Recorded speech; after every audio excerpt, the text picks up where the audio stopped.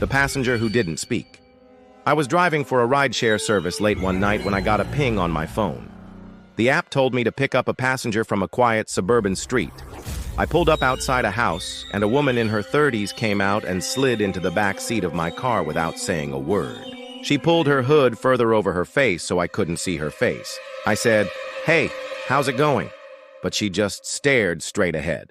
I confirmed the destination with her, but all she did was point forward without saying a word. As we drove, the meter froze and the GPS screen went completely black. I tried not to let it worry me too much because sometimes the service has glitches. I just put on my blinker and continued on to the next street. That's when I saw it. In the rearview mirror, the entire back seat was empty.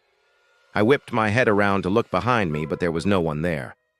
Yet I could still hear the sound of very slow breathing. At this point, I was both scared and confused. Was I imagining things? Had the woman gotten up and left without paying? I continued driving. The breathing was definitely coming from the back seat. I wanted to scream, but I was afraid that if I did, whatever was back there would get angry and then it would be my fault. Finally, the app gave me directions to turn into a cemetery. It was well past midnight, and all the gates were closed. The only light came from the pale moon above. I drove through the wrought iron gates and onto the dark, narrow roads between the graves.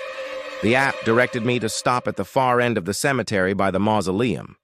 That's when the back door of my car clicked open by itself. I slammed on the brakes and turned to look at the figure in the back seat, but before I could even react, the figure was gone. The door closed by itself, and the breathing stopped.